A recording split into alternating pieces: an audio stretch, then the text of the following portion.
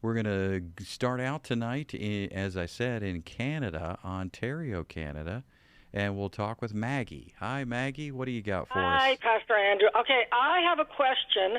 Yeah. The preacher at our church keeps talking about the old covenant, and it's been a series and it's been ongoing, and I'm totally frustrated. How do I approach him about this this series that he's continually preaching? And when you say the Old Covenant, do you mean that he's preaching out of the Old Testament, or what's he talking about? He's talking about the fall in Adam. He's talking about how we rob God of our tithes.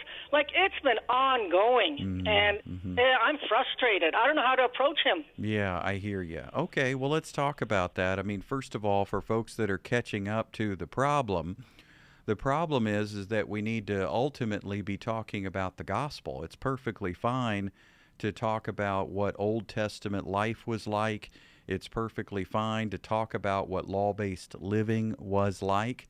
But the key word there is was, because we're not under the law. Remember the truth of the gospel. You died to the law so that you can live to God. You're dead to the law, free from the law, not under the law. Christ is the end of the law for all those who believe. So that's the truth of the gospel, that we Christians have been cut away from the law. We're dead to it, and we're alive to God. So it can get frustrating when you know the truth, and yet you go to church week in, week out, and that message is glaringly missing. And instead, it's like they've taken the Bible and just mashed it all together. A little bit of old and a little bit of new mashed together. Law and grace just bunched up and hoping that it works out. And then they might even say things like, well, we need a balance. We need a balance of law and grace. Well, it doesn't sound like we need a balance when God says you've died to the law and that you're not under the law but under grace. I mean, that's pretty clear, right?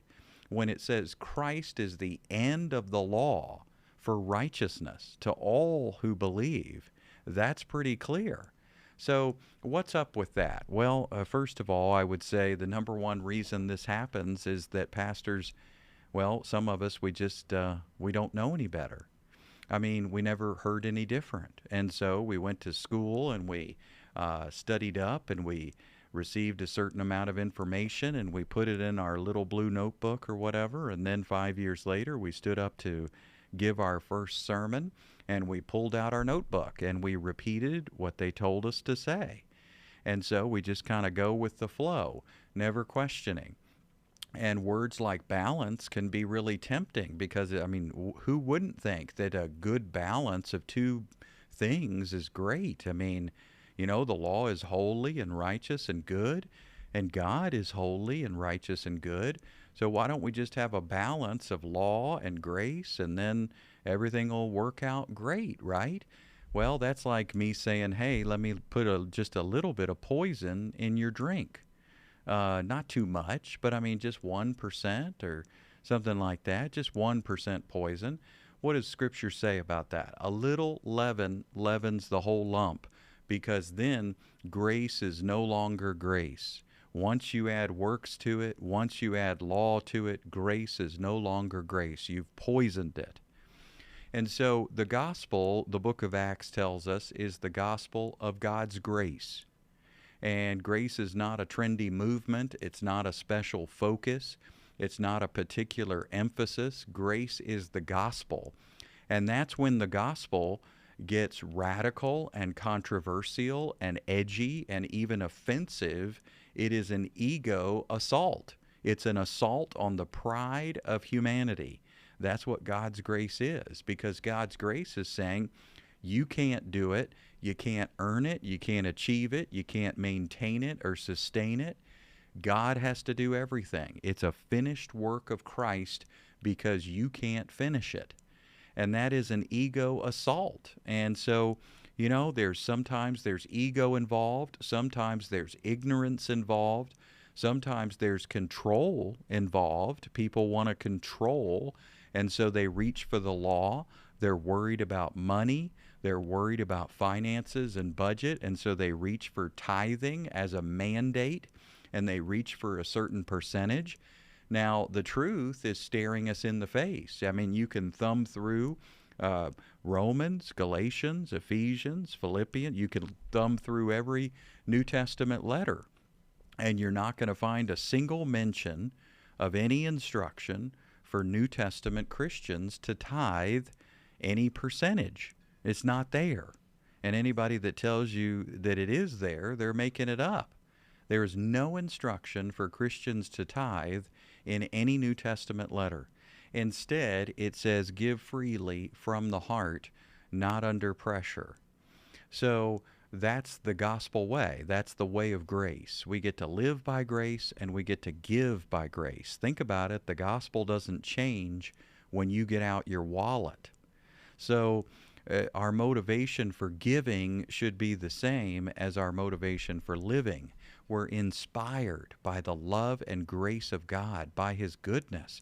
And we're not giving out of a have to, we're giving out of a want to. And so somebody says, that sounds great, but tell me how much. Well, I can't tell you. I don't know. Somebody says, well, that sounds great, but tell me what percentage. Well, I couldn't begin to tell you what percentage. It could be 1% or 12% or 4%. It could be 0% for a while. It could be you need to take a break because you got 4 children to feed. It could be that your budget is a wreck and you need to balance your finances. It could be 40% because you have a huge abundance. I mean, there's no rules at all. In fact, the Apostle Paul says to give out of your excess. He tells the Corinthians to give out of their abundance. So, and I'm just touching one topic here, the topic you brought up, the topic of tithing. But there would be 50 topics where I'm either going to have a law approach or a grace approach.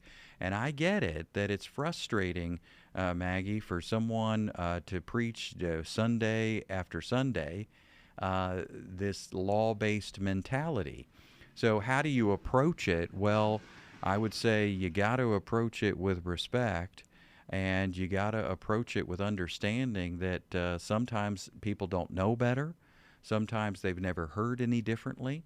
And a lot of people they don't want correction if they're not asking for it. And they don't want to be fixed or changed if they're not asking for it. So one delicate way could be to give somebody a gift. How about you pick out one of our books, like Relaxing with God? A book like that, you just write a little note in the front and say, hope you enjoy this. It meant a lot to me. I hope you enjoy it.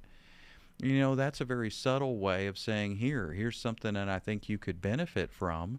And then they get to look at it on their own time and dive in and consider it and test it and look at the scripture. So perhaps that's a good way. But I know that a lot of times you can't fix people who don't want fixing. And you can't change people who are not looking to change.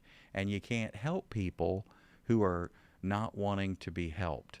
So instead, sometimes you're praying for them, you're accepting them, you're loving them, and you're just being available to God's Spirit and living in the moment, my friend. So I hope that helps as you consider your next moves, and reach out to us again anytime there in Canada.